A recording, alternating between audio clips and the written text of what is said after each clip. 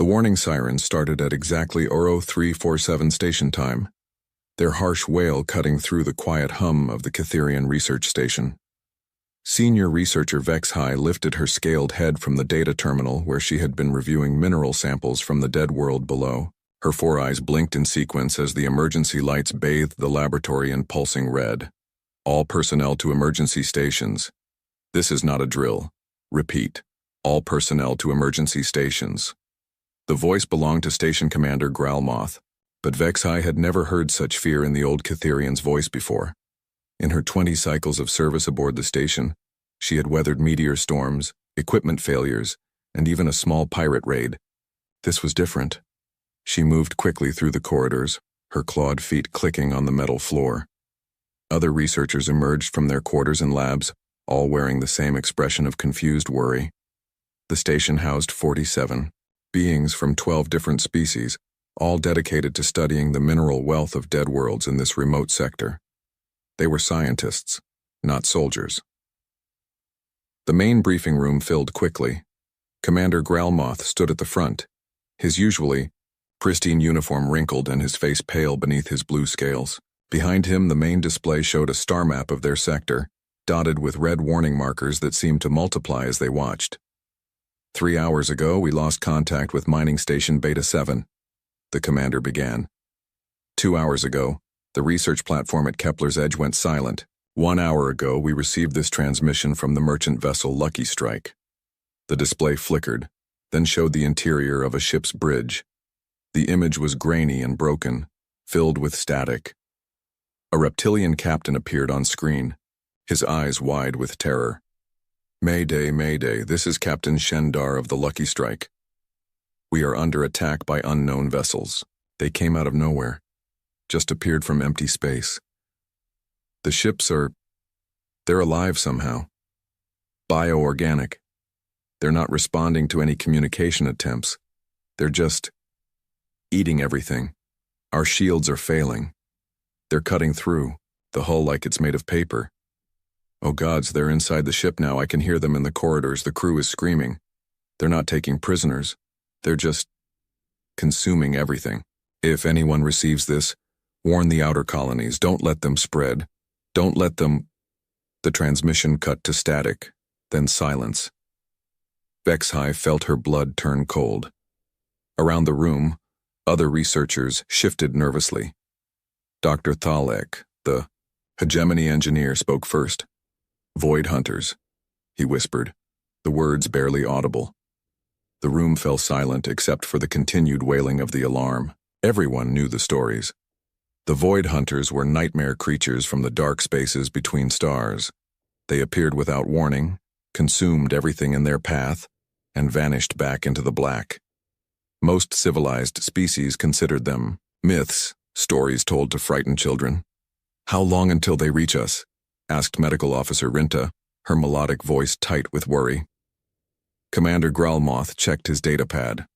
Long-range sensors show multiple biosignatures approaching our position.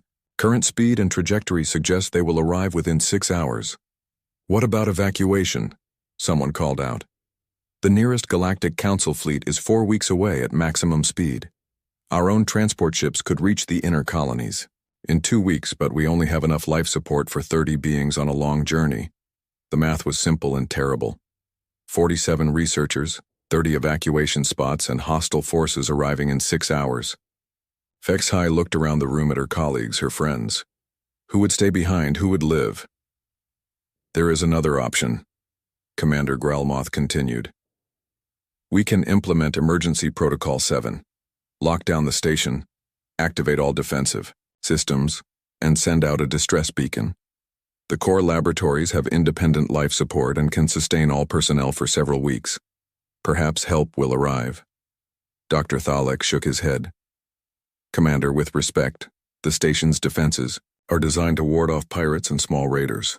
If these truly are Void Hunters, our weapons will not stop them. Then what do you suggest, Doctor? The engineer's mandibles clicked together nervously. We fight as long as we can. We make our last stand meaningful, and we hope for a miracle. The next few hours passed in a blur of preparation. The station's small complement of security drones was activated and positioned at key choke points. Emergency barriers were erected in the main corridors. The research staff, trained in basic emergency procedures but not combat, did their best to prepare defensive positions. HFY found herself in the main laboratory with 7 other researchers watching the tactical display as red dots approached their position. The enemy ships were unlike anything in the database. They moved organically, flowing through space like living creatures rather than manufactured vessels. "First contact in 30 minutes, announced Dr. Thalek from his position at the engineering console. He had managed to boost the station's shields to 120% capacity, but everyone knew it would not be enough. The waiting was the worst part. HFY tried to focus on her research data, but the numbers blurred together on the screen. This station had been her home for 2 decades. These people were her family. The thought of losing everything made her chest tight with panic. "Contact," called out the sensor operator. Multiple bioships dropping out of faster-than-light travel. Distance 200,000 kilometers and closing. On the main display, the enemy vessels appeared like nightmares made real. They were massive, easily 3 times the size of the research station, and they moved with a disturbing organic grace. Their hulls seemed to pulse and shift, covered in what looked like chitin and bone. Strange appendages writhed along their sides like tentacles or feeding tubes. "They're scanning us," reported the communications officer. "No response to our standard greeting protocols. They're just looking." The closest ship suddenly accelerated toward the station with shocking speed. Warning klaxons blared as automated defense systems engaged. The station's laser batteries opened fire, sending brilliant beams of energy toward the approaching vessel. The lasers struck the bioship's hull and simply disappeared, absorbed into the organic material like water into sand. The creature ship did not even slow down. "Brace for impact," Commander Grelmoth ordered. The collision never came. Instead, the bioship extended massive appendages that wrapped around the station's outer hull like the arms of some cosmic squid. The metal groaned and buckled under the pressure, and emergency alarms began screaming throughout the facility. "Hull breach on levels 7 through 12, Dr. Thalek reported, his voice tight with controlled panic. "Emergency bulkheads are sealing, but they're cutting through them somehow, using some kind of acid." More bioships arrived and attached themselves to different sections of the station. Through the external cameras, HFY could see smaller creatures emerging from the larger vessels. They moved like insects, all chitinous shells and razor-sharp claws, but they were the size of grown beings and moved with terrible intelligence. "All personnel to the core laboratories," the commander ordered. "Implement lockdown protocol. Emergency barriers to maximum power." HFY ran through corridors filled with the sound of grinding metal and hissing acid. Behind her, she could hear the distinctive skittering sound of claws on metal growing closer. The Void Hunters had found their way inside.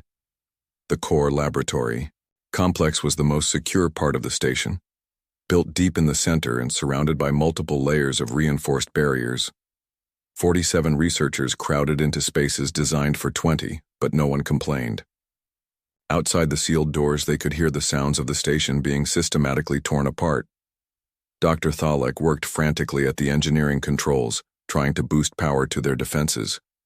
Medical Officer Rinta organized supplies and checked on the wounded. 3 researchers had been injured in the rush to reach safety. "How long can we hold out?" someone asked. Commander Grelmoth checked the power readings. "Full life support for 2 weeks, basic life support for 4 weeks. The barriers will hold as long as we have power." The sound of cutting grew closer. Through the reinforced walls, they could hear the Void Hunters working their way deeper into the station. The creatures seemed to know exactly where the survivors were hiding, moving with purpose rather than randomly searching. "They're smart," whispered Dr. Thalek. "More intelligent than the stories suggest. They're not just animals. They're using tools, coordinating their attacks." A new sound joined the cutting, a rhythmic pounding on the outer barriers. The hunters had reached their defenses and were testing them systematically, looking for weak points. HFY activated the long-range communication array and began broadcasting on all emergency frequencies. "This is Cytherian Research Station Delta 9 sending distress signal. We are under attack by unknown hostile forces. 47 personnel, trapped in core facility. Require immediate assistance, please respond. She sent the message over and over, knowing that in this remote sector no one was close enough to help. But it was better than sitting in silence, waiting for death to cut through their walls. The pounding grew louder, more insistent. Through the security cameras still functioning in the outer areas, they could see the Void Hunters clearly now. They were terrible to look at. Insectoid creatures with too many limbs and mandibles that dripped with digestive acids. Their eyes reflected the emergency lighting like black mirrors, showing no emotion, no mercy. Barrier strength down to 80%, Dr. Thalek reported. The hunters worked with methodical patience, testing different spots on the barriers, learning from each attempt. They did not seem to be in any hurry. Why would they be? Their prey was trapped with nowhere to run. Hours passed in tense silence, broken only by the steady work of claws and acid on metal. The survivors took turns, monitoring the sensors, checking their supplies, and trying to rest despite the constant noise. Some tried to sleep. Others prayed to whatever gods their species worshipped. Vexhi found herself thinking about her research, all the discoveries that would be lost when they died. The mineral surveys, the geological data, the potential for new colony sites, all of it would vanish with them. She had spent her life trying to understand the universe, and now the universe was about to reclaim her. Barrier strength down to 60%, Dr. Thalek announced.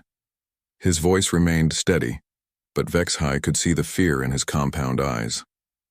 The distress beacon continued its automated broadcast, sending their location and situation into the vast emptiness of space. Each message was a bottle thrown into an infinite ocean, hoping against hope that someone would find it in time. But time was running out. The Void Hunters were patient, but they were also efficient. They would break through the barriers eventually, and when they did, the 47 survivors would join the countless other beings who had simply vanished into the darkness between stars. Vexhi closed her eyes and listened to the sound of her own death approaching, one acid burn and claw scrape at a time. The sound of acid eating through metal had become as constant as breathing. Vexhi jerked awake from an uneasy sleep to find that the emergency lighting had dimmed further, casting long shadows across the crowded laboratory. Her neck ached from sleeping against a supply crate, and her mouth tasted of recycled air and fear. Day 3, Dr. Thalek announced quietly from his position at the engineering console. The hegemony engineer had not left his post since the siege began, surviving on stimulant tablets and sheer determination. Barrier integrity down to 38%. Around the laboratory, the other survivors stirred at his words. Some had managed to sleep despite the constant noise from outside. Others simply stared at the walls with hollow eyes, having given up hope sometime during the long hours of waiting. Medical Officer Rinta moved between the groups with her portable scanner, checking on the health of their small community. 3. Days of stress, poor sleep, and recycled air were taking their toll. The injured researchers from the initial breach were stable but weak. Everyone else showed signs of exhaustion and malnutrition. "How are our supplies?" Commander Gralmoth asked. Rinta consulted her tablet. "Food for 8 more days if we maintain strict rationing. Water recycling is functioning normally. Medical supplies are adequate for minor injuries, but if anyone suffers serious trauma..." She did not need to finish the sentence. The pounding on the barriers had taken on a different rhythm during the night. Instead of random testing, the Void Hunters now seemed to be following a specific pattern, concentrating their efforts on 3 particular weak points. The creatures were learning, adapting their strategy based on what they discovered about the station's construction. "They're not just animals," whispered Dr. Keeles, a young Centauri xenobiologist who had joined the station only 6 months ago. "The way they coordinate the methodical approach, that they're as intelligent as we are. Maybe more so." Vexhi nodded grimly. She had been watching the security feeds when they were still functional, studying the way the hunters moved and communicated. They used complex chemical signals, coordinating their actions with the precision of a military unit. But unlike any military she knew, they showed no mercy, No interest in negotiation or surrender. A new sound joined the cutting and pounding. A deep, thrumming vibration that seemed to come from everywhere at once. The laboratory's lights flickered and several sensitive instruments shut down automatically. "What was that?" someone asked. Dr. Thalek's mandibles clicked rapidly as he checked his readings. "They're doing something to the main power conduits. The vibration... I think they're trying to drain our energy directly." The implications were terrifying. If the hunters could somehow feed on the station's power systems, their defensive barriers would fail much faster than expected. Worse, they would lose life support throughout the station, leaving them trapped in a metal tomb. "Can you reroute power?" Commander Growlmoth demanded. "I'm trying, but they seem to know our systems better than they should. Every time I establish a new connection, they adapt and find it." The engineer's voice carried a note of grudging respect for their attackers. "It's like they're studying our technology in real time." The thrumming grew stronger and the lights dimmed to barely visible levels. Emergency power kicked in, providing just enough illumination to see by, but Vexhai knew they were running on borrowed time. She returned to the communication console and continued broadcasting their distress signal, though the power drain was affecting their transmission range. Each message now reached a smaller sphere of space, reducing their already slim chances of rescue. "This is Catherian Research Station Delta 9. She spoke into the microphone for what felt like the 1,000th time. 47 personnel trapped by hostile forces. Day 3 of siege, barriers failing. If anyone receives this transmission, please send help. We are located in the Outer Rim, Sector 77 Alpha. Please, anyone." Her voice cracked on the last word. 3 days of constant broadcasting had worn her throat raw, but she could not stop. As long as she kept transmitting, she was doing something. The alternative was sitting in the dark, waiting for death. A new alarm joined the symphony of warning sounds echoing through the laboratory. Dr. Thalek checked his instruments and cursed in his native language. "Atmosphere processing is failing," he announced. "The hunters have found our air recycling systems. We're losing oxygen at a rate of 2% per hour." Commander Growlmoth did quick calculations in his head. "How long?" "At current rates? 18 hours until the air becomes unbreathable. Less if they accelerate their sabotage." The news hit the survivors like a physical blow. Several of the younger researchers began to weep quietly. Others simply closed their eyes and began to pray. They had known the barriers would eventually fail, but they had hoped for more time, perhaps enough for a rescue that was never coming. "There has to be something we can do," Dr. Kalis said desperately. "Some way to fight back." Dr. Thalek shook his head. "We're researchers, not soldiers. Our equipment is designed for studying dead rocks, not fighting living nightmares. Even if we could somehow break out of this laboratory, there are hundreds of those creatures between us and any possible escape route." "Maybe that's not the point," Vexhai said quietly. When the others looked at her, she continued, "Maybe the point isn't to escape. Maybe it's to make sure someone knows what happened here, to leave a record." She gestured toward the databanks that lined the laboratory walls. "We have 20 years of research stored in these systems. Mineral surveys, stellar cartography, xenobiology studies. If we can somehow preserve this information, maybe our deaths will have meaning." Commander Growlmoth nodded slowly. "She's right. We can't save ourselves, but we might be able to save our work." Dr. Thalek began working at his console with renewed purpose. "I can create a compressed data package containing our most important research. If I can boost the communication array one more time, we might be able to transmit it to the deep space relay stations." It was not much of a legacy, but it was something. The survivors worked together to compile their life's work into a single transmission package. Medical data that might help treat rare diseases, geological surveys that could guide future colonization efforts, astronomical observations that added to the galaxy's understanding of stellar formation. As they worked, the sounds from outside grew more urgent. The Void Hunters seemed to sense that their prey was attempting something new, and their attacks intensified. The thrumming vibration increased until the laboratory floor itself began to shake. "Barrier integrity down to 15%, Dr. Thalek reported. His voice remained steady, but sweat beaded on his exoskeleton despite the cooling temperature.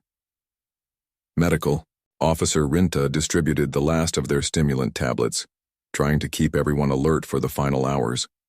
Food rationing had become academic. They would not live long enough to starve. Young Dr. Kale sat beside Vex-High at the communication console, helping to organize the data transmission. "Do you think anyone will remember us?"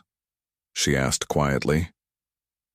Vex-High looked around at her colleagues, her friends, beings from a dozen different worlds united by curiosity and the desire to understand the universe. They had come to this remote station seeking knowledge, and now they would die for it. "I think," she said carefully, "that we lived good lives. We spent our time learning, discovering, creating. That has to count for something." The data package was nearly complete when the main power finally failed. The laboratory plunged into darkness except for the faint glow of emergency chemical lights. The constant humming of life support systems fell silent, leaving only the sound of their own breathing and the relentless work of the creatures outside. "Emergency power only," Dr. Thalik announced unnecessarily. 6 hours remaining. In the dim light, the survivors huddled closer together. Species barriers seemed meaningless now. Catherians sat next to hegemony engineers. Centauri researchers leaned against Aquarian medics. They were no longer representatives of different worlds. They were just beings facing the end together. Vex-High managed to complete the data transmission using the last of their communication power. The package launched into space like a message, in a bottle, carrying 20 years of scientific discovery toward the inner systems.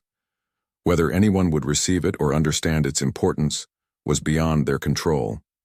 The cutting sounds grew closer, more focused. Through the weakening barriers, they could hear individual hunter voices, clicking, chittering sounds that might have been communication or might have been anticipation. "Barrier failure imminent," Dr. Thalik reported. "Maybe 30 minutes. Some of the survivors began recording final messages for families they would never see again. Others simply sat in contemplative silence. Commander Grelmoth moved through the group, offering quiet words of comfort and thanks for their service. Vex-High found herself thinking about the vast emptiness of space surrounding their small station. Light years of vacuum in every direction, filled with wonders they would never see and questions they would never answer. The universe was so large and they were so small, but they had tried. For 20 years they had pushed back against ignorance and mystery. They had turned unknown into known, chaos into understanding. In the end, perhaps that was enough. The final barrier began to fail with a sound like tearing metal. Through the small gap, they could see movement in the darkness beyond.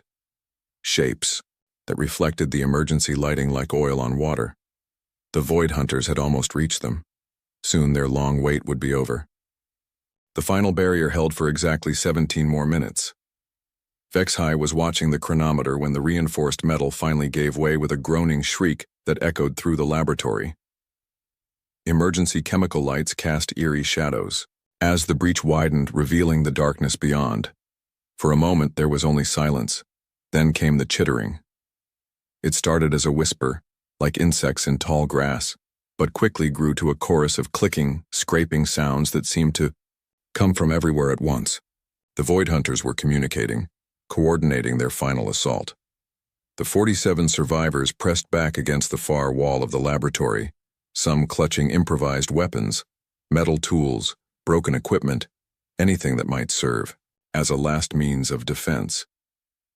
Dr. Thalik had managed to jury-rig a plasma cutter into a crude weapon, though everyone knew it would not make much difference. "Remember," Commander Grelmoth said quietly, "we lived as explorers and researchers. We face this as explorers and researchers." The first hunter appeared in the breach like a nightmare made real. In the dim light, its chitinous exoskeleton gleamed with an oily sheen, and its multiple eyes reflected the emergency lighting like black mirrors. It moved with disturbing grace, each of its 6 limbs finding purchase on the twisted metal with precise efficiency. More hunters followed, flowing through the gap like liquid death. They did not rush or attack immediately. Instead, they spread out around the laboratory, studying their prey with the patience of creatures that had all the time in the world. Dr. Kalis whimpered beside Vex-High, and the senior researcher found herself reaching out to take the young scientist's hand. The gesture felt futile, but somehow important. If these were to be their last moments, they would face them together. The largest hunter, easily twice the size of the others, approached the huddled survivors. Its mandibles worked constantly, producing a sound like grinding glass. When it spoke, the words came out as electronically modulated clicks and whistles that somehow resolved into recognizable speech. Cytherian Research Station, it said slowly as if tasting each word. 47 life forms detected. The fact that it could speak their language was somehow more terrifying than if it had remained silent. This was not some mindless beast. This was an intelligent predator that had learned their words, their ways, their fears. "We surrender," Commander Growlmoth said, stepping forward despite the obvious futility of the gesture. "Take what you want from the station, but please, let my people live." The hunter's head tilted at an impossible angle, studying the commander with alien curiosity. "Surrender, not relevant. Consumption, inevitable. You will become us." The word sent ice through Vex-High's veins. Not death then, something worse. She had heard rumors about what the Void Hunters did to their victims, stories that civilized beings refused to believe. One of the smaller hunters moved toward the data terminals that lined the laboratory walls. Its claws interfaced directly with the systems, and screens began lighting up as it accessed their research files. The creature's eyes flickered rapidly as it absorbed 20 years of scientific data in mere seconds. "Knowledge. Useful," the large hunter observed. "You have learned much about dead worlds." Dr. Thalek stepped forward, his mandibles clicking with anger. "That research was conducted to help our people find new homes, new resources. We're scientists, not soldiers. We pose no threat to you." The hunter's laugh was like breaking glass. "Threat. Irrelevant. You exist. Therefore, you will be consumed. Your knowledge will become our knowledge. Your forms will serve our purposes." The creature at the data terminal suddenly stopped moving. Its head snapped up and it emitted a rapid series of clicks and whistles. The other hunters responded immediately, their postures shifting from relaxed predators to alert warriors. "What is it?" the large hunter demanded. More rapid communication followed, too fast for the universal translators to process, but the effect on the hunters was obvious. They were agitated, perhaps even concerned. The large hunter moved to the data terminal and interfaced with it directly. After a moment, it turned back to the survivors, with what might have been surprise in its alien features. "Long-range sensors detect an approaching of vessels," it announced. "Unknown configuration, unknown species." Vex-Hi felt her heart skip a beat. Could it be possible? Had someone actually received their distress signal? Commander Growlmoth tried to hide his own hope. "The Galactic Council fleet? They must have diverted ships to help us." But the hunter was shaking its massive head. "Negative. These ships, not in database, energy, signatures unknown, technology unfamiliar." The creatures began moving with sudden urgency, spreading out to defensive positions around the laboratory. Several disappeared back through the breach, presumably to coordinate with their fellows throughout the station. "Incoming vessels will arrive in 17 minutes, the large hunter announced. "Resistance will be eliminated. Consumption will continue." But for the first time since the siege began, the Void Hunters seemed uncertain. They chittered among themselves in rapid bursts, and their movements carried a tension that had not been there before. Dr. Thalek managed to access a working sensor terminal before one of the hunters could stop him. His compound eyes widened as he read the display. "By the 12 moons," he whispered, "those ships, and they're massive. Energy readings are off the scale. I've never seen anything like this." The large hunter moved to examine the sensor data itself. For a long moment it studied the approaching vessels with what appeared to be genuine confusion. Ships appear from empty space, it said slowly. No, faster than light. Signature detected. Technology unknown. HFY found herself staring at the tactical display over the hunter's shoulder. The approaching fleet was indeed unlike anything. In the galactic databases, the vessels were enormous, dwarfing even the hunter's bioships, and their energy signatures suggested weapons and propulsion systems based on completely unfamiliar principles. Who are they? Dr. Keyless whispered. No one had an answer. In a galaxy where every spacefaring species was catalogued and monitored by the Galactic Council, the appearance of unknown vessels was impossible. Yet the sensors did not lie. The large hunter began issuing rapid orders to its subordinates. Several of the creatures flowed back through the breach, presumably to prepare the bioships for combat. Others took defensive positions around the laboratory, their weapon limbs extending and charging with crackling energy. New arrivals will be consumed, the hunter announced with forced confidence. Station will be defended. Feeding will continue. But HFY could hear the uncertainty in its electronically modulated voice. For the first time in 3 days, the Void Hunters seemed less than completely confident in their superiority. The minutes crawled by with agonizing slowness. Through the station's hull they could feel vibrations as the hunters prepared their defenses. Bioships repositioned themselves around the research station, their organic weapons charging with bioluminescent energy. 10 minutes to contact, Dr. Thalheck reported from the sensor console. The unknown fleet was decelerating now, dropping out of whatever impossible faster-than-light system they used. As they approached, the sensors began to resolve more details. The ships were clearly artificial, not bioorganic like the hunter's vessels. Their hulls appeared to be some kind of armored metal, scarred and pitted as if they had seen extensive combat. 5 minutes, Dr. Thalheck announced. The large hunter moved to the center of the laboratory, its massive form tense with anticipation. Around it, the smaller hunters maintained their defensive positions, but their chittering had taken on a nervous quality. 2 minutes. Through the external sensors, they could see the unknown fleet taking up positions around the research station. The vessels moved with military precision, their formations suggesting naval tactics rather than the fluid organic approach favored by the hunters. 1 minute.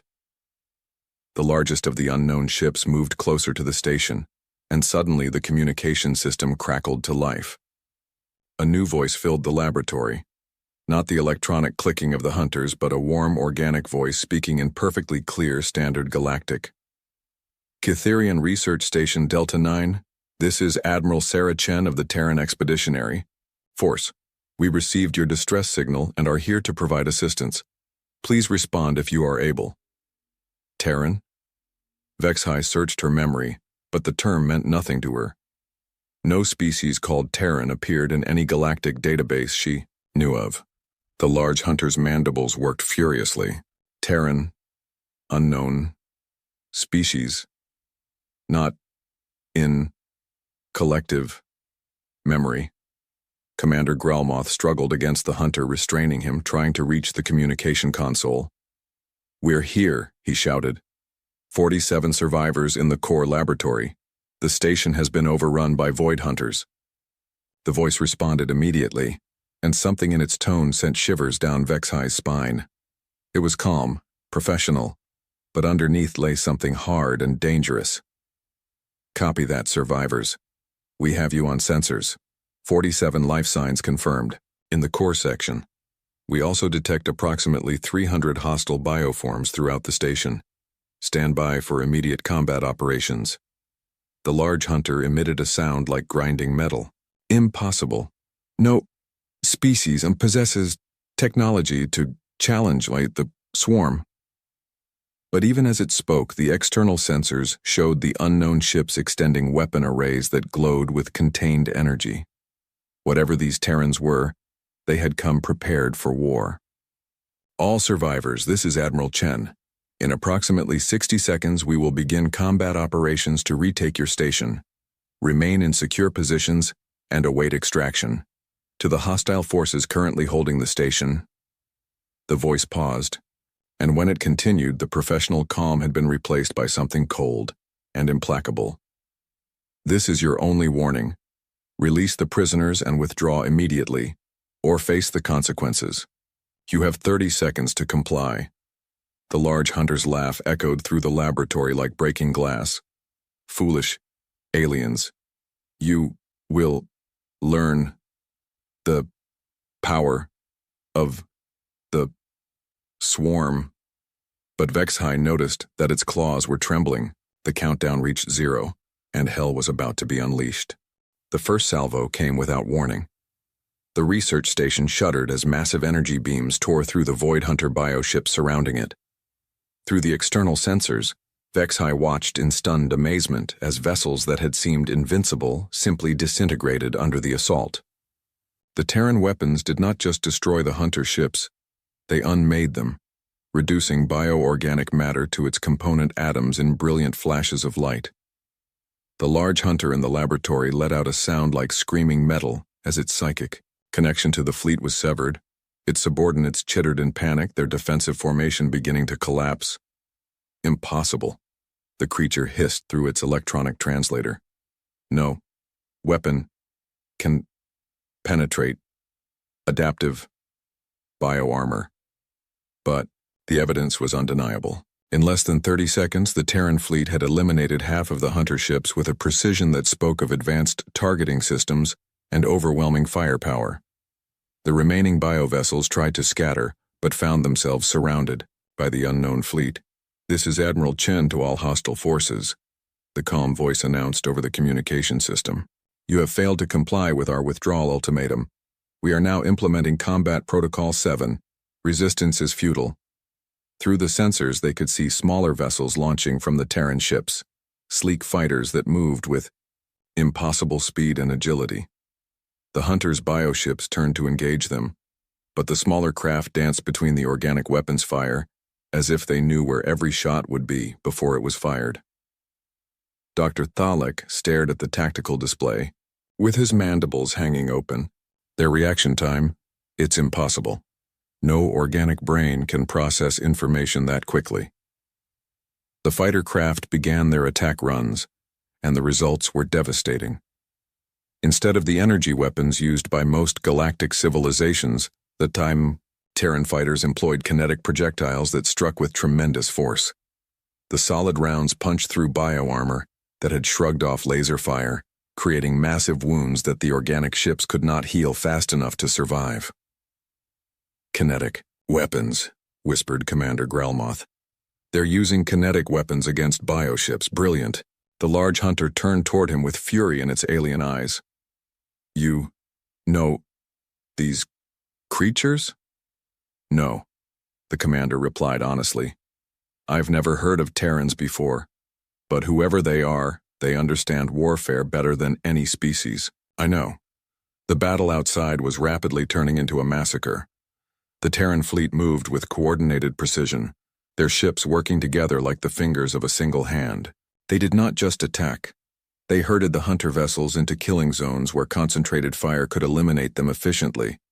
But the real shock came when the largest Terran vessel moved closer to the research station.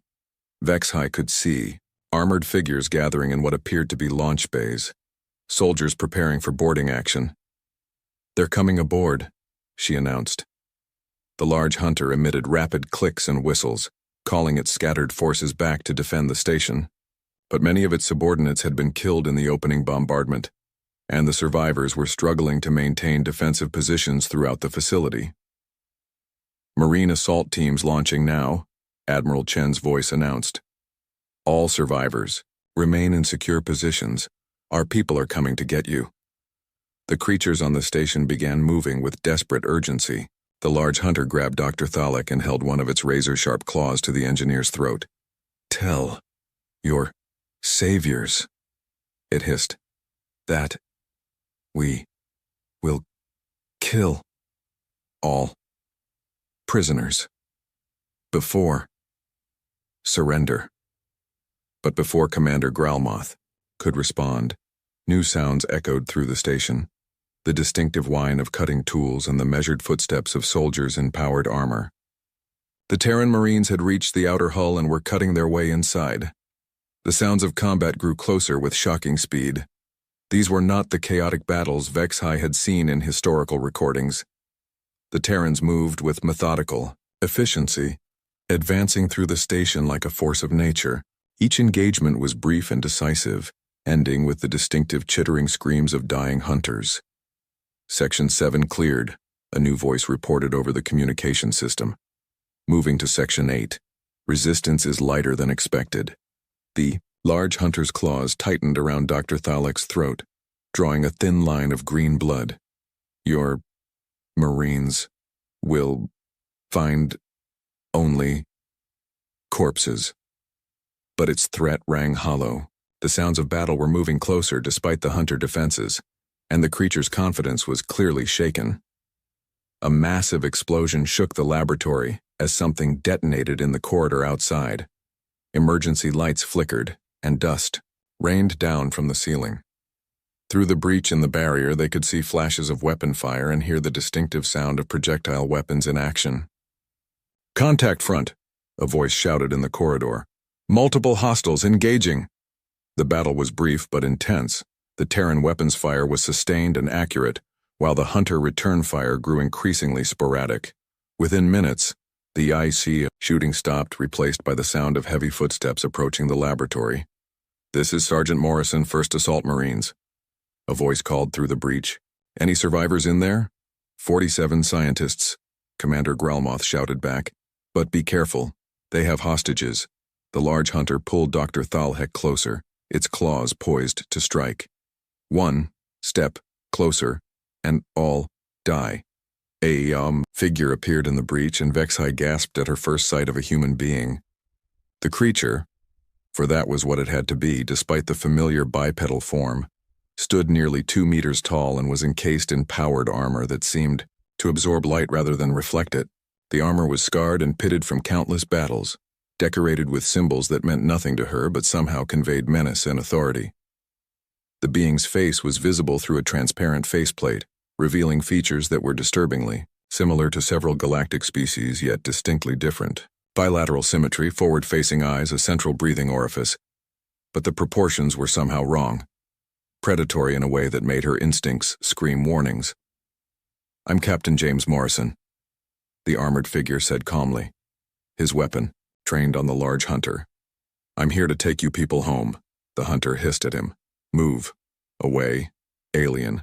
Or watch them die." Captain Morrison's expression did not change. "I don't think so." What happened next occurred so quickly that Vex-High almost missed it.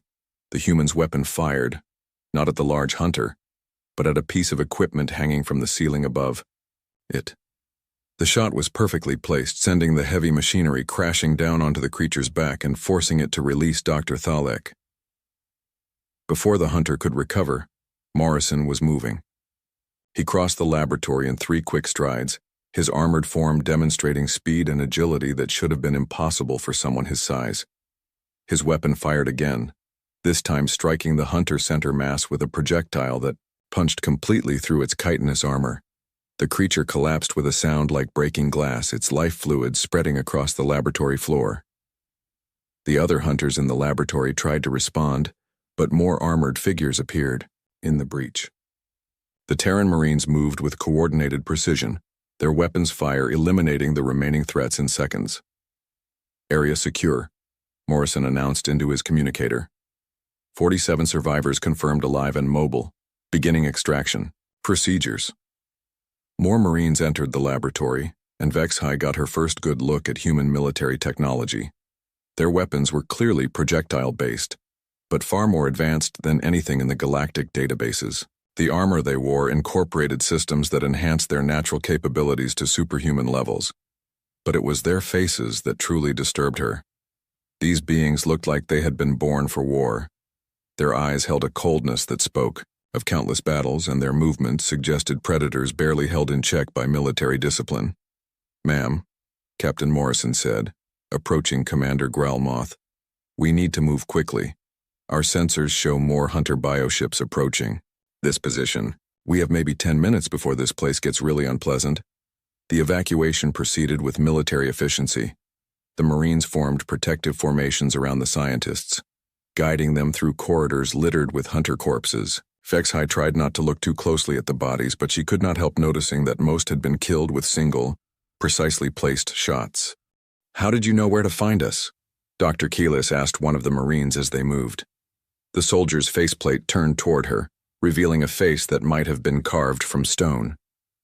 "Long-range sensors picked up your distress beacon 3 days ago. We've been burning maximum speed ever since." 3 days? But you're in an unexplored sector. How did you get here so quickly? The Marine's expression remained unchanged. "Ma'am, humans don't leave people behind. Ever." They reached the docking bay where Terran assault shuttles waited. The craft were sleek and deadly-looking, clearly designed for combat operations rather than civilian transport. As the survivors were loaded aboard, HFY caught sight of the pilot through the cockpit canopy.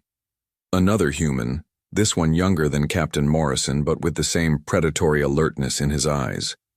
He gave her a casual wave as she passed, as if rescuing people from nightmare creatures was routine work. "Strap in tight," Morrison announced as the shuttles prepared to launch. "We're going to be moving fast, and our flight path might get interesting." Through the shuttle's viewports, HFY could see the research station falling away beneath them. The facility that had been her home for 20 years was now a tomb, its corridors filled with the bodies of creatures that had seemed invincible just hours before. But the Terrans had made it look easy. As they approached the flagship of the human fleet, HFY found herself staring at the massive vessel in wonder. It was a ship built for war, its hull covered in weapon systems and armor, plating. Symbols and markings covered its surface, battle honors perhaps or unit designations. "Welcome aboard the TES Indomitable," Captain Morrison said as they docked. "Admiral Chen is waiting to debrief you." The 47 survivors were escorted through corridors that hummed with barely contained power.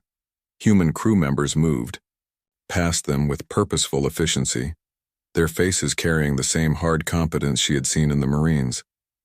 These people, she realized, were professional soldiers. All of them. This was not a rescue ship that had happened to be in the area. This was a military vessel, part of a fleet that existed for the sole purpose of fighting wars. And somehow, impossibly, they had crossed the galaxy to save a group of strangers they had never met. The question that haunted her as they walked toward their meeting with the Admiral was simple but terrifying. If humans were willing to do this for people they didn't know, what would they do to enemies who threatened people they cared about? Admiral Sarah Chen was not what HFY had expected. After seeing the armored Marines and their efficient brutality, she had anticipated another warrior. Instead, she found herself facing a woman who could have been a university professor, dressed in a simple blue uniform with minimal decoration. Her dark hair was pulled back in a practical style, and her eyes held intelligence rather than the cold, predatory look of the soldiers. But there was something else in those eyes, a steel core, that suggested this quiet woman was far more dangerous than any of the Marines who had rescued them. "Please sit down," Admiral Chen said, gesturing to chairs arranged around a conference table in what appeared to be the ship's main briefing room. "You've been through a terrible ordeal. Can we get you anything? Food? Medical attention?" The 47 survivors settled into the offered seats with grateful exhaustion. After 3 days of constant fear, the simple act of sitting in safety felt like a miracle. Dr. Thalek, still bearing bandages where the hunter's claws had cut him, spoke first. "Admiral Chen, we cannot express our gratitude for what you've done, but I must ask, who are you? What species are the Terrans? You're not in any of our databases." The Admiral smiled, and there was genuine warmth in the expression. "That's because we're new to this part of the galaxy. Humanity only achieved faster-than-light travel about 50 years ago. We've been exploring outward from our home system, making contact with other civilizations when we encounter them." Commander Growlmoth leaned forward. But how did you receive our distress signal? We're in an unexplored sector, weeks away from any known trade routes. We have monitoring stations throughout this region, Chen explained. Part of our exploration protocol includes establishing communication relays to watch for exactly this kind of situation. When your signal reached Relay Station Echo 7, it was immediately forwarded to our nearest fleet assets. Vexhai found her voice. You maintain military fleets in unexplored space? Why? For the first time, Admiral Chen's expression grew serious. Because the galaxy is a dangerous place, Dr. Vexhai. We've learned that lesson repeatedly since we started exploring. There are threats out here that most civilized species prefer not to acknowledge. She activated a holographic display that showed a three-dimensional map of the local sector. Red markers indicated known Void Hunter activity, while blue markers showed human fleet positions. We've been tracking the Void Hunters for the past 20 years, Chen continued. They're not just random raiders or pirates. They're something much worse. A coordinated force that seems dedicated to consuming every form of life they encounter. Dr. Keeley stared at the display with wide eyes. But the Galactic Council considers them myths. Scary stories told to frighten children. The Galactic Council, Admiral Chen said with barely concealed disdain, prefers to ignore problems that can't be solved through diplomacy and trade agreements. They've lost entire colonies to Void Hunter attacks, then classified the incidents as unexplained disappearances to avoid panic. She manipulated the display, showing attack patterns and migration routes. We estimate they've consumed approximately 2 million sentient beings over the past century. Entire research stations, mining colonies, even small cities have simply vanished. The numbers were staggering. Vexhai felt sick as she contemplated the scope of the hunters' predation. Why haven't other species fought back? Because they can't, Captain Morrison said from his position near the door.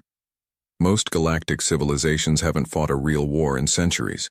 They've forgotten how to build weapons designed to kill, rather than stun. They depend on diplomacy and economic pressure to solve their problems. Admiral Chen nodded. Humans, unfortunately, remember how to fight wars. We've never had the luxury of assuming that all problems can be solved peacefully. She touched another control, and the display shifted to show the human fleet that had rescued them. Vexhai counted at least 50 vessels of various sizes, all clearly military in design. This is Battle Group 7 of the Terran Expeditionary Force, Chen explained. We've been conducting deep space patrols in this sector for the past 6 months, hunting Void Hunter concentrations and disrupting their operations. You're fighting a war, Commander Grelmoth said slowly. A war against the Hunters. We are, Chen confirmed. Someone has to. We've tried reporting our findings to the Galactic Council, but they're more interested in maintaining the illusion that their diplomatic solutions work for everything. Dr. Thalek's mandibles clicked thoughtfully. The weapons your Marines used. Kinetic projectiles instead of energy beams. That was intentional. Captain Morrison stepped forward. Hunter bioships can adapt to energy weapons within minutes of first contact. Their organic armor learns to absorb or deflect directed energy attacks. But they can't adapt to physics. A chunk of metal moving at 3,000 meters per second will punch through any armor they can grow. We've also discovered that they have difficulty with certain chemical compounds. Admiral Chen added, human weapons are designed specifically to exploit Void Hunter weaknesses. The implications were staggering. While the rest of the galaxy remained ignorant of the true threat, humanity had been quietly preparing to fight a war against creatures that most species considered fictional. How many ships do you have? Vexhai asked. The expeditionary force consists of approximately 800 vessels across 12 battle groups, Chen replied. Each group is designed for independent operations, in deep space, with the capability to engage hunter swarms up to 10 times our size. Medical Officer Rinta spoke up for the first time. Admiral, why are you telling us this? This information seems classified. Chen's smile returned. Because you're going to help us spread the word. The Galactic Council needs to understand what they're really facing out here. Your research station was just one target among hundreds. If the civilized species don't start taking this threat seriously, entire star systems are going to disappear. She stood and moved to a viewport that showed the space around the research station. In the distance, the twisted wreckage of Hunter bioships drifted like cosmic debris. "We eliminated approximately 300 Hunter organisms today," she said quietly. "That's barely a dent in their overall numbers. Intelligence estimates suggest there are millions of them scattered throughout the galaxy, organized into swarms that can overwhelm any conventional defense." "What do you need from Furson?" Commander Grelmoth asked. "Testimony," Chen replied. "Detailed accounts of what happened at your station, scientific analysis of Hunter biology and technology from beings the Council will respect. Evidence that can't be dismissed or classified away." She turned back to face them. "You're some of the few people who have survived direct contact with Void Hunters. Your voices carry weight that ours cannot. The Council might ignore warnings from unknown humans, but they'll listen to respected researchers from established species." Dr. Keyless raised her hand tentatively. "What if they still don't believe us?" Admiral Chen's expression grew hard. "Then humanity will continue fighting this war alone, while the rest of the galaxy sleeps peacefully in ignorance. We won't abandon innocent people to these creatures, regardless of whether their governments acknowledge the threat." The weight of her words settled over the survivors like a blanket. They had been rescued, but they were also being recruited. Their ordeal was not over. It was becoming the beginning of something much larger. "There's something else you should know," Captain Morrison said. "The Hunter swarm that attacked your station was relatively small. Intelligence suggests they were scouts for a much larger force moving through this sector." "How much larger?" Dr. Thalik asked, though his tone suggested he dreaded the answer. "Conservative estimates put the main swarm at 50,000 organisms," Chen replied. "Enough to consume every inhabited system within 100 light-years." The silence that followed was deafening. 50,000 Void Hunters represented a catastrophe beyond imagination. Entire worlds stripped of life, civilizations reduced to organic matter for alien consumption. "But we have a plan," Admiral Chen continued. "Operation Lighthouse, a coordinated strike against the main swarm using concentrated human forces. We can stop them, but only if we know where they're going." She activated the display again, showing projected Hunter movement patterns. "Your research data, combined with intelligence from other sources, might help us predict their target. If we can intercept them in deep space, away from inhabited systems, you can destroy them." Vexhai finished. "We can try," Chen said simply. "But we need help. We need the resources and knowledge of the galactic community. We need them to stop pretending this threat doesn't exist." Commander Gralmoth stood slowly. "What do you want us to do?" "Go home," Admiral Chen said. "Return to your respective worlds and governments. Tell them what you've seen. Show them the evidence. Make them understand that the universe is not as safe as they believe." She moved to a console and began entering commands. "We'll provide transport to any destination you choose. Our ships are fast. You'll reach the inner systems weeks ahead of schedule." "And then?" Medical Officer Rinta asked. "Then you help us save the galaxy," Admiral Chen replied. "One mind at a time, one government at a time, one species at a time. We convince them to join the fight before it's too late."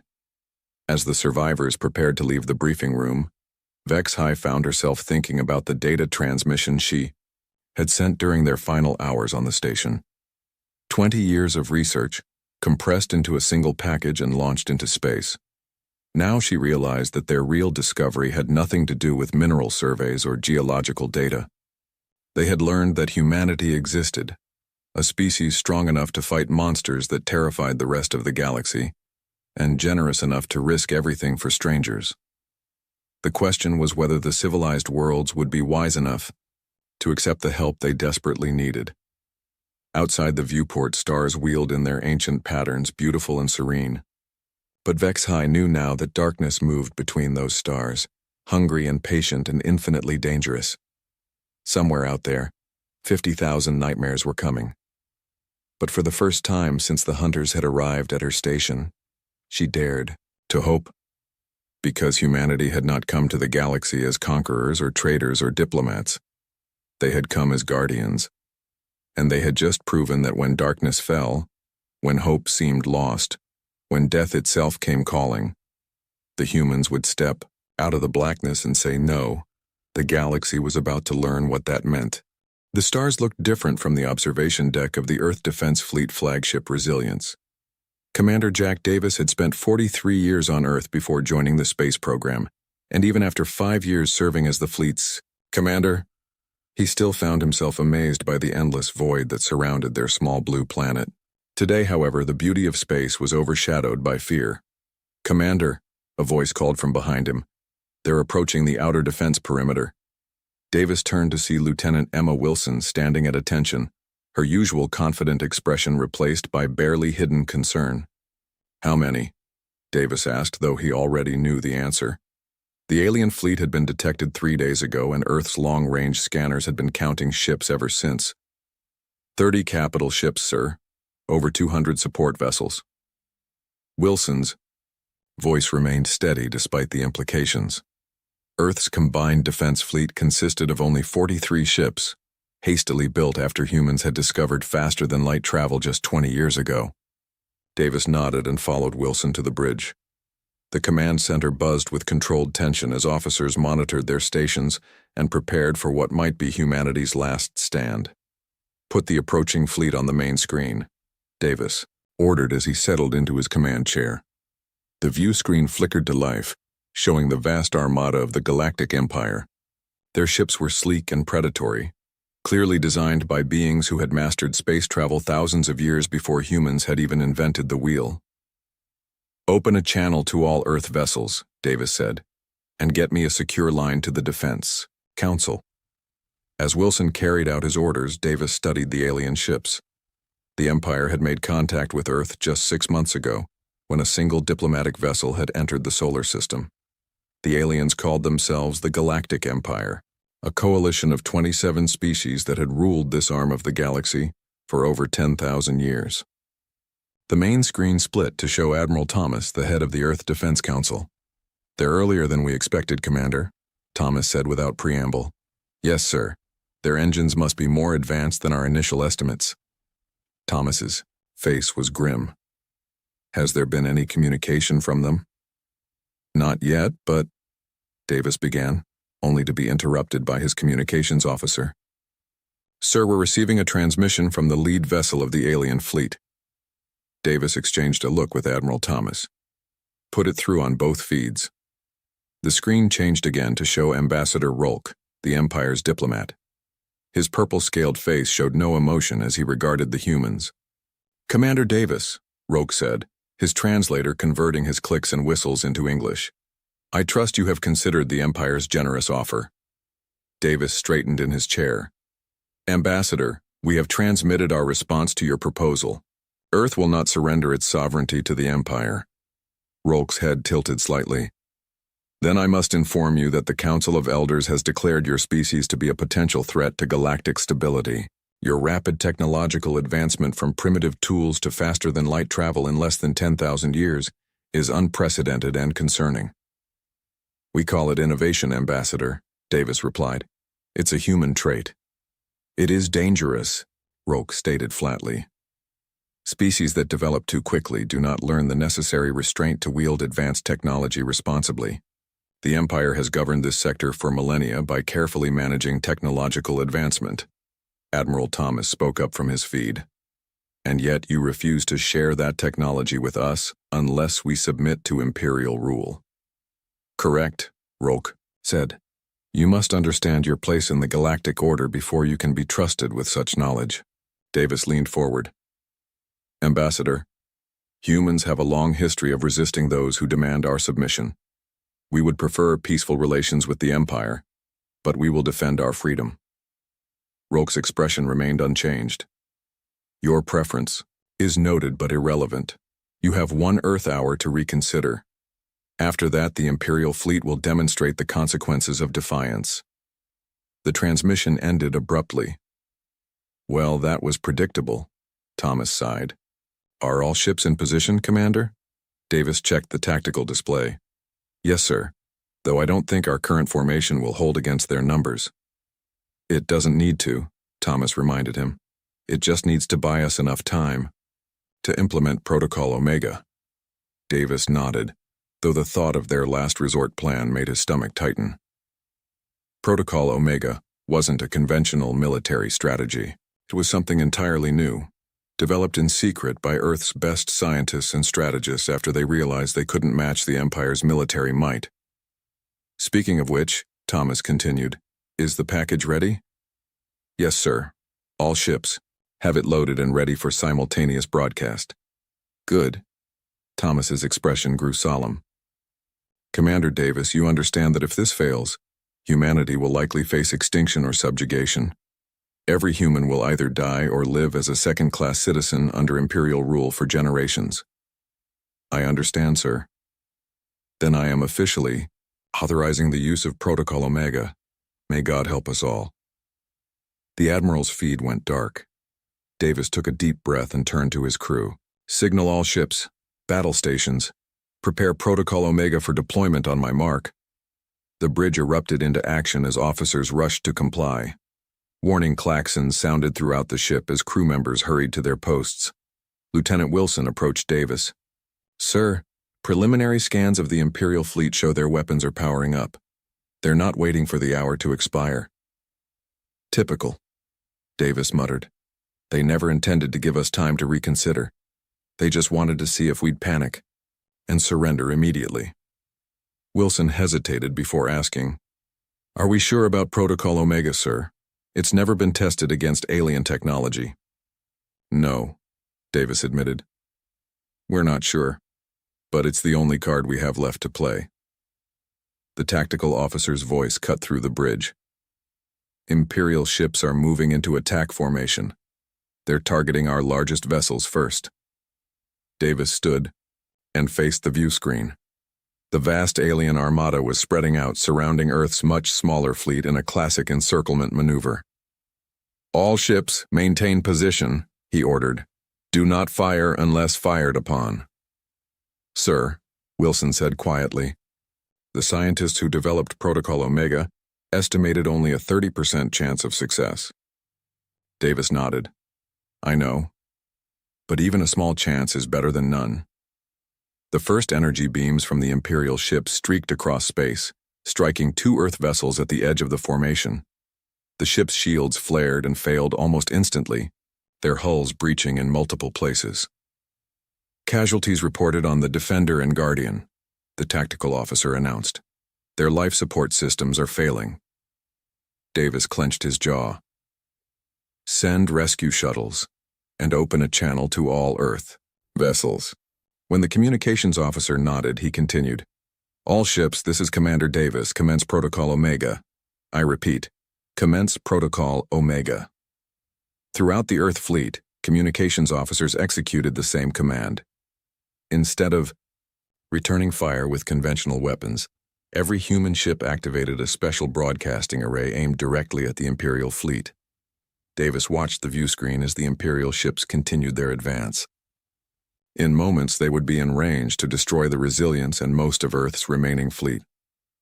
Protocol Omega active, sir, Wilson reported. Transmitting now. Davis nodded grimly. Now we find out if we understand our enemy as well as we think we do. The bridge fell silent as humanity's last hope, not a weapon but a message, streaked across the void toward the approaching armada. And if we're wrong? Wilson whispered. Davis kept his eyes fixed on the view screen and the overwhelming force arrayed against them. Then the history of humanity ends today. High Commander Trell stood on the command deck of the Imperial flagship Inevitable Victory, watching with satisfaction as his ship surrounded the primitive human vessels. His tall, slender form towered over the other officers, his gray skin gleaming under the soft blue lights of the bridge. The humans are not responding to our final warning, High Commander, said Officer Kell, Trell's second-in-command. Unlike Trell, Kell came from one of the Empire's newer member species with 4 arms and eyes that could see across multiple light spectrums. As expected, Trell replied, his voice calm and measured. These humans are an anomaly in our records. They developed from primitive tool users to space travelers in less than 10,000 years. The Council of Elders views them as unstable and dangerous. Kel nodded in agreement. Their history shows constant conflict among themselves. If they bring such behavior into the broader galaxy, precisely why we must either control them or eliminate them, Trell concluded. He turned to the weapons officer. Begin the attack sequence. Target their largest vessels first. The Imperial ships fired in perfect unison, energy beams cutting through space toward Earth's fleet. Trell watched dispassionately as the first human ships took direct hits, their shields failing almost instantly against the Empire's superior weapons. Primitive technology, he commented. Their shields cannot even withstand our lowest power settings. What puzzled him, however, was the humans' response, or rather, their lack of one. Instead of attempting to evade or return fire, the human ships maintained their formation. "High Commander," called the science officer from her station. "We're detecting unusual energy patterns from the human vessels." Trell frowned. "Weapons?" "No, sir, they appear to be powering up some kind of communication array. They're directing a massive amount of energy into their communication systems." "Communication? Now?" Trell's frown deepened. In thousands of years of Imperial expansion, no species had ever responded to an attack by trying to talk. They either fought back or surrendered. "Sir," Kel interrupted, "we're receiving a transmission.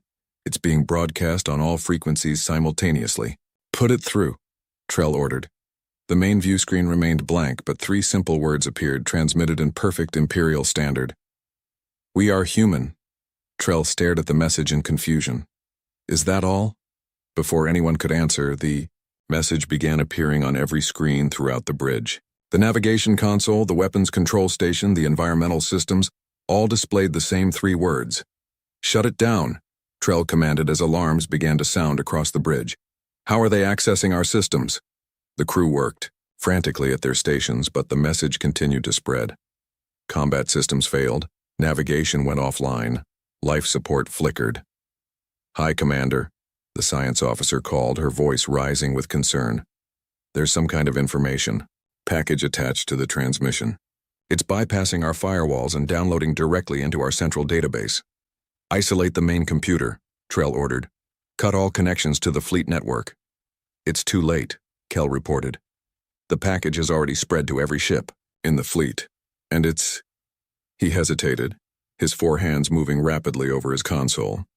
"It's connecting to our neural interfaces. Every member of the Imperial fleet wore a neural implant that connected them to their ships and to each other. It was how the Empire maintained perfect coordination among its vast forces. But now, those same implants were becoming a vulnerability. Disconnect all neural interfaces immediately, Trell commanded, reaching up to deactivate his own implant. But before he could touch it, information began flooding into his mind. Images, sounds, emotions, history, human history. Back on the Earth, flagship Resilience, Commander Davis watched as the Imperial advance halted. The alien ships stopped firing, hanging motionless in space like a swarm of deadly insects suddenly frozen in time. "It's working," Lieutenant Wilson whispered from her station. "The transmission is penetrating their systems." Davis nodded, feeling a mixture of relief and tension. "Phase 1 complete. Now we wait to see if Phase 2 accomplishes what our scientists predicted." Protocol Omega wasn't a weapon in the traditional sense. It was an information package, a complete history of humanity. Every war, every atrocity, every act of kindness, every triumph against impossible odds. Along with it was a sophisticated virus designed to integrate this information directly into the Empire's neural networks. The plan had been developed after Earth's first contact with Ambassador Rolk 6 months ago, when the diplomatic team returned. From that meeting, they brought with them crucial intelligence. The Empire's military forces used neural implants to maintain communication and coordination. Earth's greatest minds had worked day and night to create a program that could infiltrate those implants and deliver a message that weapons never could. "Let them see us," Davis had told his crew when explaining the plan. "Let them understand what they're facing." "Sir," called the sensor officer, "I'm detecting power fluctuations throughout the Imperial fleet. Their weapon systems are going offline." Davis nodded. Maintain current position. All ships stand by. Do you think they'll listen? Wilson asked quietly, so only Davis could hear. They don't have a choice, Davis replied. Right now their entire neural network is being flooded with our history. Everything we've ever done, good and bad. Wilson's expression was troubled. Some of that history isn't very flattering, sir. No, Davis agreed. But that's the point. We're not hiding who we are. We're showing them exactly what they're dealing with. High Commander Trell staggered as the information continued to flood into his mind through his neural implant. He saw humans fighting wars that spanned their entire planet. He witnessed their determination to survive against plagues, natural disasters, and their own self-destructive tendencies. He saw how quickly they had advanced from primitive technology to space travel, how they had nearly destroyed themselves multiple times but always rebuilt, how they valued individual freedom above all else and would fight to the death to preserve it. Most disturbing of all, he saw their response to threats. Throughout their history, humans had displayed an almost irrational refusal to surrender even when faced with overwhelming odds. They would endure unimaginable suffering rather than submit to rule they deemed unjust. High Commander? Kell's voice seemed to come from far away. We must retreat. Our systems are compromised and this information, it's affecting the crew. Trell looked around the bridge. His officers were at their stations, but their expressions showed the same shock and disbelief he felt. Many were viewing scenes from human history through their implants, watching as these primitives fought battles more devastating than anything in Imperial records. The Imperial database contained information on thousands of species. Most had been easy to conquer or assimilate. Others had required more forceful subjugation. But none had ever shown the combination of traits that humans possessed. Their adaptability, their tenacity, their willingness to die for abstract concepts like freedom. This species doesn't surrender, Trell murmured, even when victory is impossible.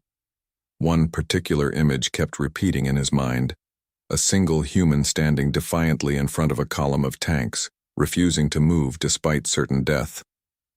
It was from an internal human conflict centuries ago, but it perfectly captured what made these creatures so dangerous.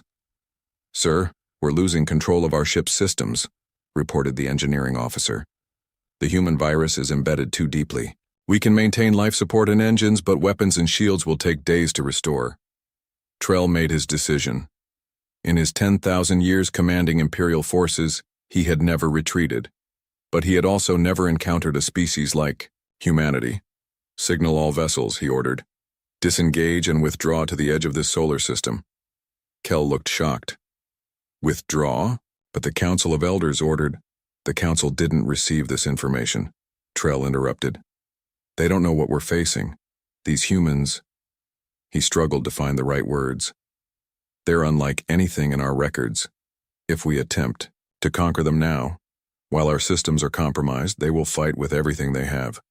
And based on what I've seen, that would be costly. Throughout the Imperial fleet, similar realizations were dawning.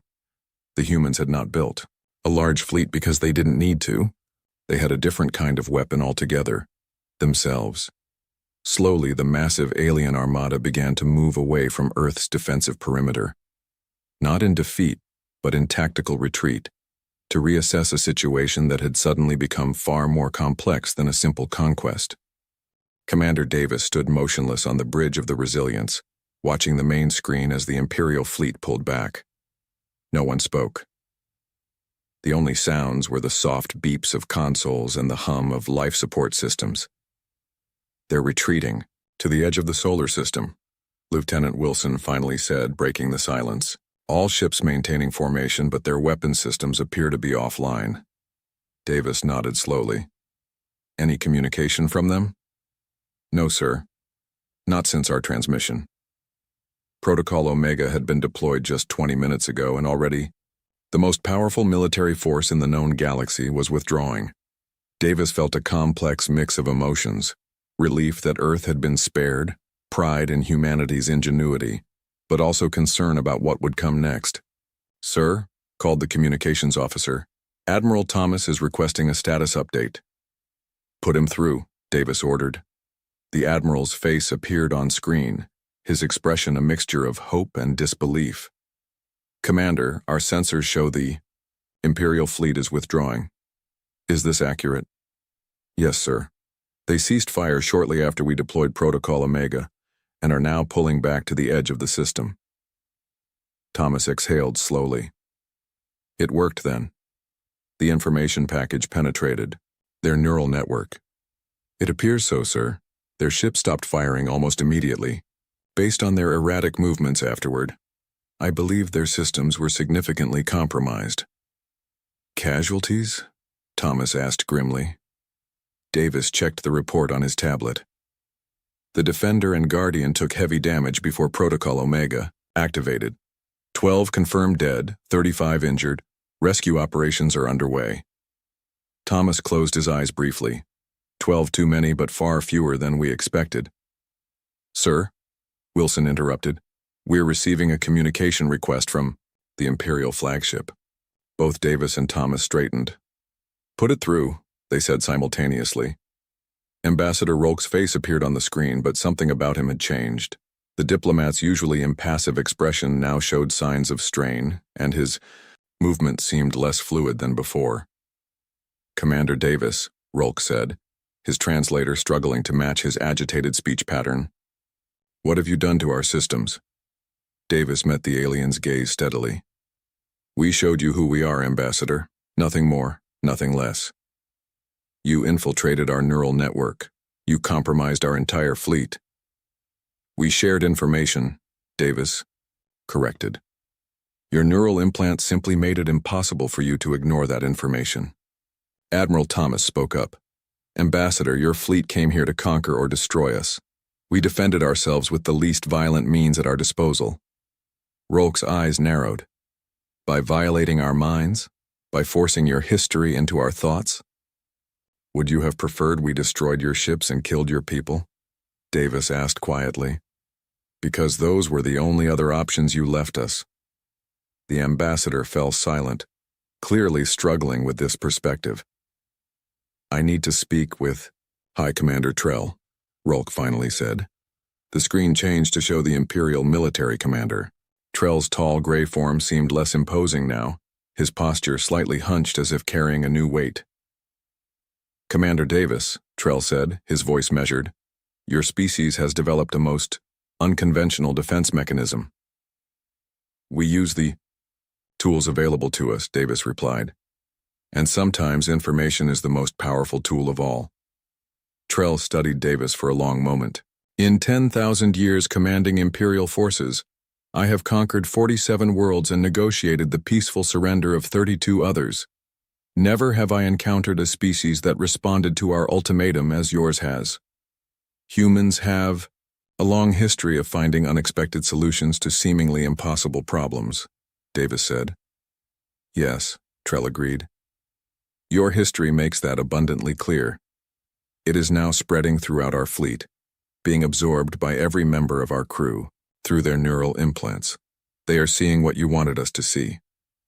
And what do you see, High Commander? Admiral Thomas asked. Trell's expression became distant, as if looking at something only he could perceive. I see a species that has nearly destroyed itself countless times, yet always survives.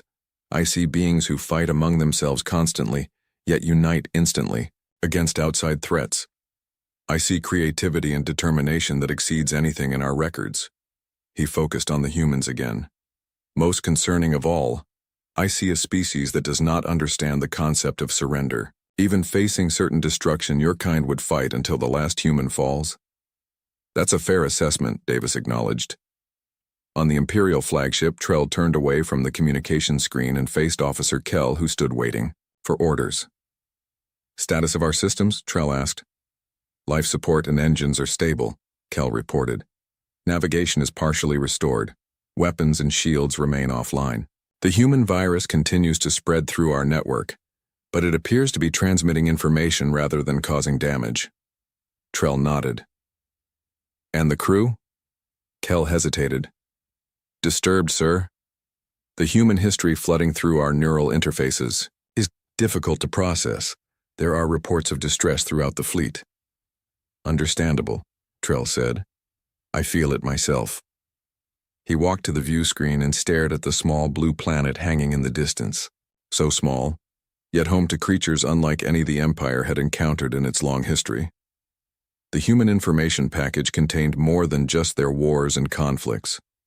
It showed their art, their music, their literature, a creativity that bordered on chaotic. It showed their scientific discoveries advancing in decades what had taken other species centuries.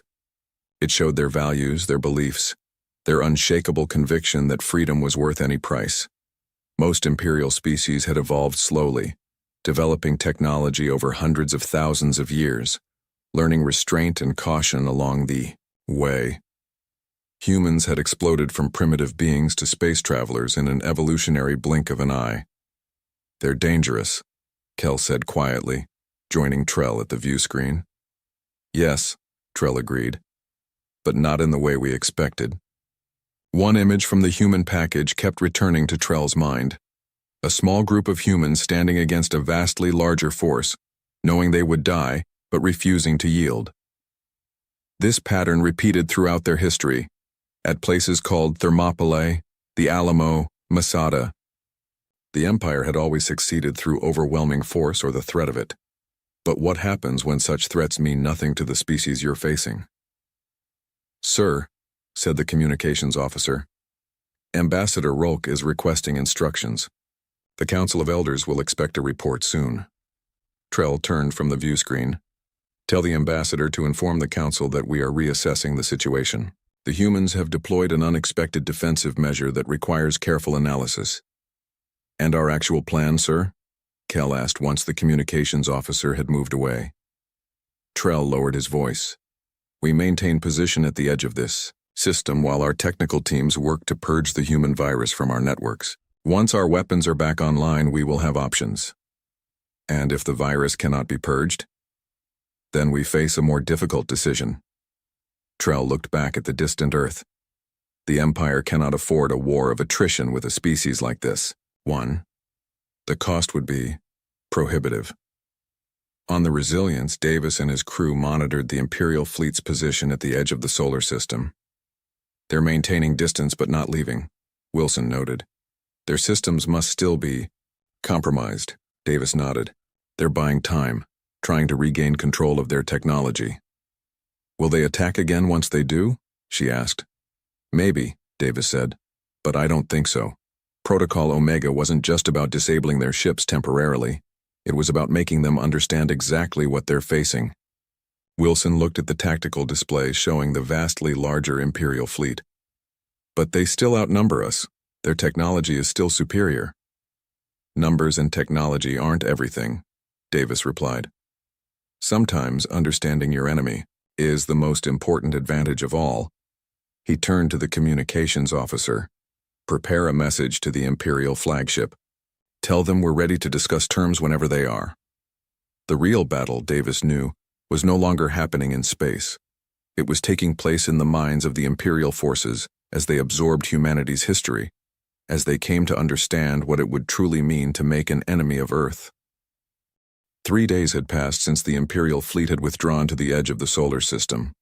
3 days of tense waiting as both sides assessed their positions. On the bridge of the Resilience, Commander Davis studied the latest sensor readings. The alien ships remained in formation, their engines running at minimum power.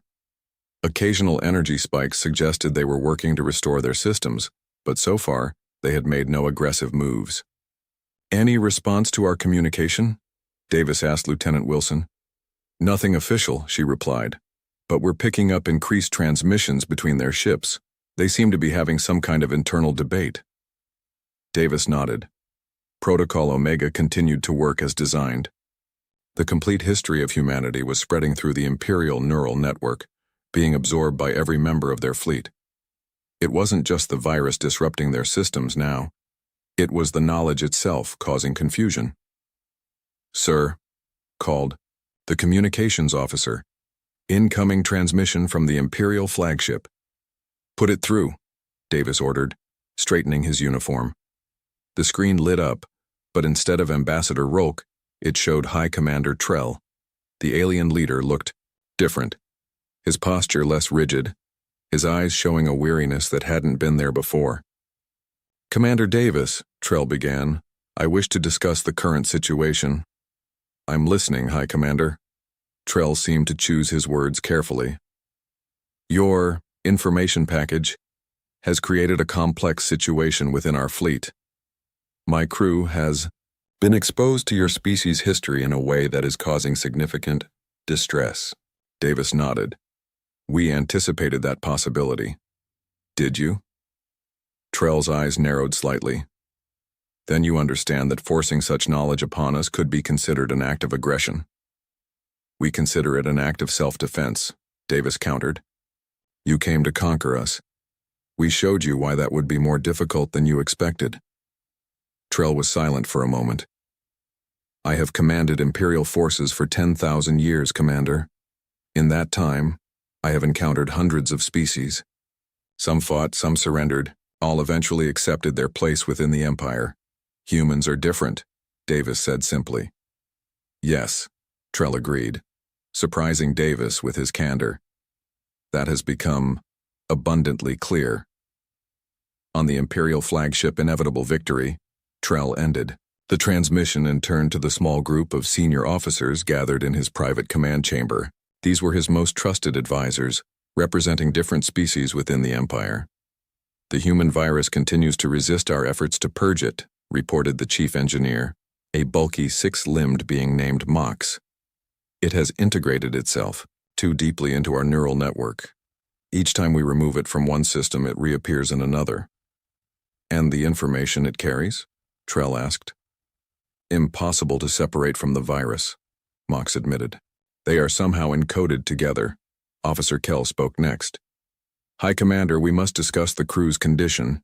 The human history flowing through our neural implants is causing significant psychological stress. Many officers report difficulty sleeping. Some are questioning our mission here." Trell had experienced this himself. Human history was violent, chaotic, and contradictory. They fought wars over territory, resources, ideology, and religion. They committed atrocities against their own kind, but they also created beauty, showed compassion, and accomplished remarkable feats against impossible odds. Most disturbing was their resilience. Whenever humans faced extinction, from natural disasters, plagues, or their own weapons, they not only survived but emerged stronger. "I've been studying one particular period of their history," said Science Officer Vora, the oldest member of Trell's inner circle. "Her species was known for their analytical abilities and perfect memory. They call it World War II. Within the span of 6 years, they developed nuclear weapons from theoretical concept to devastating reality." 6 years? Kell seemed shocked. "That level of advancement should take centuries." "Precisely," Vora said. "When threatened, these humans accelerate their technological development at rates that defy all known patterns. If we attempt to conquer them and fail, they might advance beyond our capabilities within a single generation." Trell moved to the viewport, gazing at the distant blue planet. "The Council of Elders ordered us to subjugate or eliminate this species, because they advance too quickly. They fear humans will eventually threaten the Empire." "With respect, High Commander," Vora said carefully. "The Council's fear may be justified, but their approach is flawed. Attempting to conquer these humans would almost certainly trigger the very acceleration we fear." Trell turned back to his officers. "You are suggesting we withdraw completely? Allow them to continue developing without Imperial guidance?" "I am suggesting," Vora replied, "that we must reconsider what Imperial guidance means in this case. The standard approach would likely fail with catastrophic consequences." The room fell silent as each officer processed this unprecedented situation. In its long history, the Empire had never retreated from a planned conquest. But they had also never encountered a species like humanity. "There is something else in their history," Kell said quietly. "Something I find difficult to understand. These humans form alliances with former enemies. After their wars end, they often help rebuild the very nations they fought against." Mox nodded his massive head. "I observed this as well. Their Marshall Yao plan after their Second World War. They rebuilt their enemies' civilizations instead of exploiting them. Such behavior is irrational, stated the security chief, a reptilian officer named Drex. Is it? Vora challenged. Or is it a different kind of rationality? One based on long-term stability rather than immediate gain? Trell considered this. The Empire maintained peace through power and control. Humans seemed to seek peace through cooperation and mutual benefit, at least sometimes when they weren't busy fighting each other. We need more time, Trell finally decided. Time to fully analyze this information and determine the best course of action. Back on Earth, Davis was meeting with Admiral Thomas and the Defense Council in a secure underground facility. Representatives from every major nation were present, either in person or via secure video link. The Imperial fleet remains at the edge of our system, Davis reported. They've made no aggressive moves since their initial attack. Can we trust this apparent restraint? Asked the representative from India. I believe they're genuinely reassessing their options, Davis replied. Protocol Omega is having the effect we hoped for. They're beginning to understand what it would mean to make an enemy of humanity. The representative from Brazil leaned forward. And if they decide to attack again anyway? Admiral Thomas answered. Then we implement the second phase of Protocol Omega. Several council members exchanged uneasy glances. The second phase was even more controversial than the first, not because it was more violent, but because it required an unprecedented level of honesty. Are we certain that's wise? Asked the European Union representative. Revealing that information could be seen as a sign of weakness, or a sign of confidence, countered the representative from Kenya. It shows we have nothing to hide. Davis spoke up. The Empire values control and predictability. They see humanity's rapid advancement as dangerous precisely because we're unpredictable. By showing them our complete history, including our greatest failures and darkest moments, we're demonstrating that we understand our own nature. And that understanding, Thomas added, is what makes us different from the primitive species they expected to find. The council chamber's main screen lit up with an incoming transmission alert. It's the Imperial flagship, announced the communications officer. Davis and Thomas exchanged looks. Put it through, Thomas ordered. Ambassador Rolk appeared on screen, his purple-scaled face now composed but somehow changed. Earth Defense Council, he began formally. High Commander Trell requests a direct meeting with your leaders. He proposes neutral ground, a space station at the midpoint between our current positions. Thomas raised an eyebrow. To discuss what exactly? Terms, Rolk replied. Not for your surrender, he added quickly, seeing the humans' reactions, but for a potential relationship between Earth and the Empire that differs from our standard protocols. Davis felt a surge of cautious hope. This was more than they had dared expect, not just a retreat, but an opening for genuine negotiation. We will consider the request and respond shortly, Thomas said diplomatically. After the transmission ended, the council erupted in discussion. Davis remained silent, watching the reactions around the table. Some were suspicious, others hopeful. All recognized the historical significance of this moment. Finally, Thomas called for order. We have shown them who we are, he said. Now they must decide what to do with that knowledge. And if they decide we're too dangerous to allow our continued independence? Asked the Chinese representative. Davis answered, then they'll learn that knowing who we are is just the beginning. They still have to discover what we're capable of. The space station hung in the void between Earth and the Imperial fleet, a small neutral ground hastily constructed for this historic meeting. Inside its main conference chamber, two groups faced each other across a simple metal table. Commander. Davis sat with Admiral Thomas and 3 members of Earth's Defense Council. Opposite them were High Commander Trell, Ambassador Rolk, and 2 other Imperial officials. The tension in the room was palpable. Thank you for agreeing to this meeting, Trell began formally. The situation between our civilizations has taken an unexpected turn. Indeed, Admiral Thomas replied, though I suspect it was more unexpected for you than for us. Trell's expression remained neutral. But Davis noticed a subtle change in his posture. The Imperial commander had spent the past week absorbing human history through his neural implant. That knowledge had clearly affected him. Your Protocol Omega, Trell said, was an innovative defense strategy. Rather than meeting our weapons with your own, you chose to show us who you are. We used the tools available to us, Davis responded. Yes, Trell agreed. But in doing so, you've created a complex situation. Your history, your nature, is now known to our entire fleet.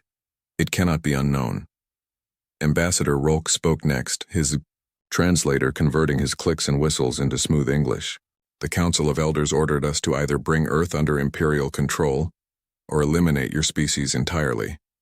They feared your rapid technological advancement and unpredictable behavior. And now? Thomas asked. Trell and Rolk exchanged glances. Now, Trell said carefully, we must reconsider our approach.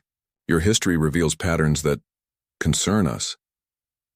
What specifically concerns you, High Commander? Davis asked, though he already suspected the answer. Your species fights, Trell stated. You fight constantly, over resources, territory, ideology. You've brought yourselves to the brink of extinction multiple times. True, Thomas acknowledged. Yet you also create. You build. You help enemies after defeating them. You sacrifice for abstract principles. Trell leaned forward slightly.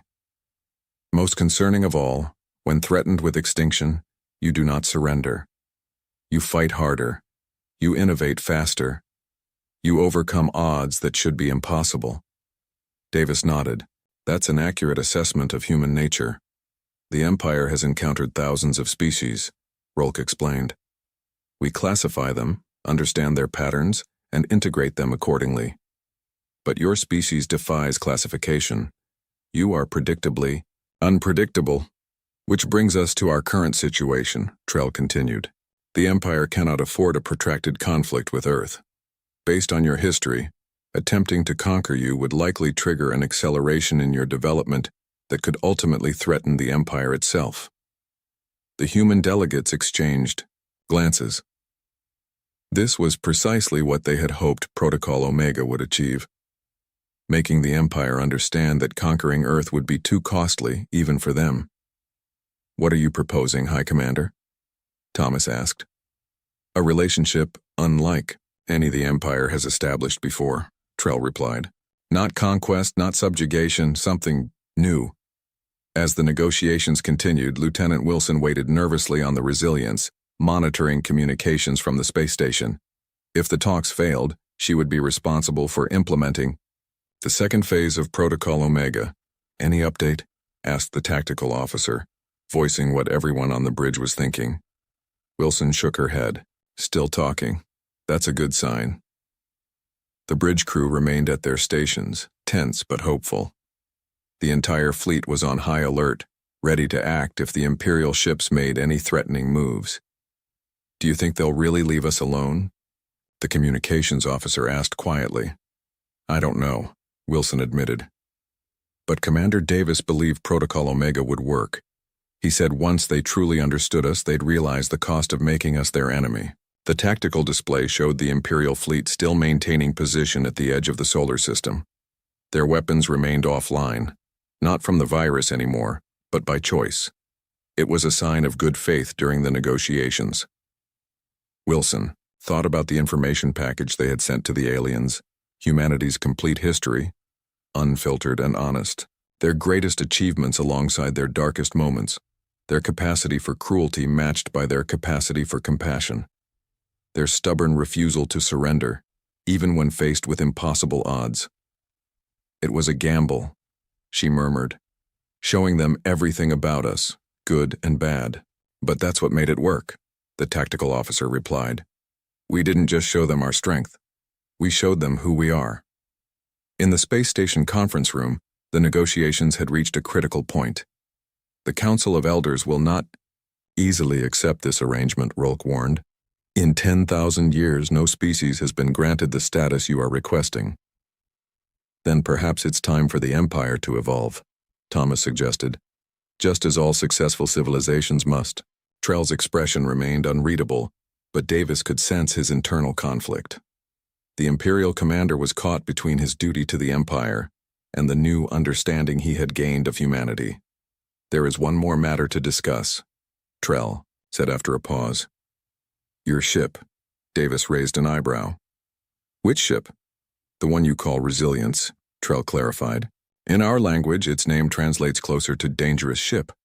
We initially thought this referred to its weapons capabilities, but now we understand it refers to something else entirely." Thomas nodded. "The name represents a quality our species values.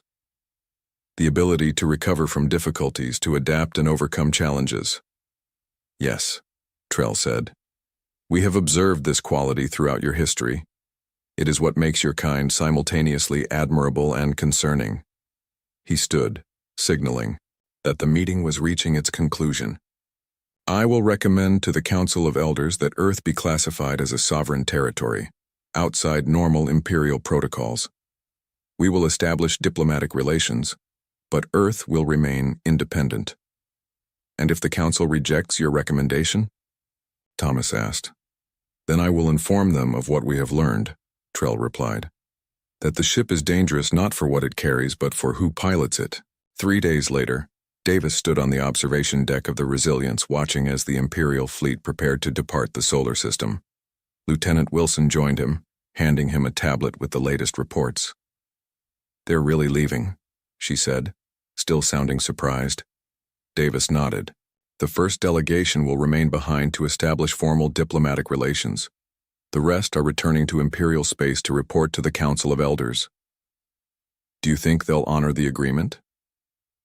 "I think they understand the alternative," Davis replied. "Protocol Omega didn't just show them our history, it showed them our potential. On the main view screen they could see Ambassador Rolk's transmission to all Earth vessels. The Imperial diplomat's final message was brief but significant. The Empire acknowledges Earth as a sovereign power. Our civilizations will proceed as equals in future relations. The Council of Elders has classified human space as restricted territory for all Imperial forces. Your species designation has been updated from potential threat to independent ally." After the transmission ended, Wilson asked, "What happens now, sir?" Davis turned from the viewport to face his crew. They had been prepared to fight and die to protect Earth. Instead, they had won without firing a shot. "Now," he said, "we move forward. The galaxy just got a lot more complicated." As the Imperial fleet disappeared into faster-than-light travel, Davis thought about everything that had led to this moment. Humanity's first encounter with an advanced alien civilization could have ended in conquest or extinction. Instead, it had ended with respect. Not because of Earth's military might, but because of humanity's nature. The Empire had come to conquer a primitive species. They had fled from a dangerous one, not because humans were violent or aggressive, though they could be both. Not because humans had powerful weapons, though they continued to develop them. But because humans possessed something the Empire had never encountered before. An unbreakable spirit, a relentless drive to overcome any obstacle, and the creativity to find solutions where none seemed possible. The Empire's first war with humans had ended with a single message: "We are human." It was all they needed to say.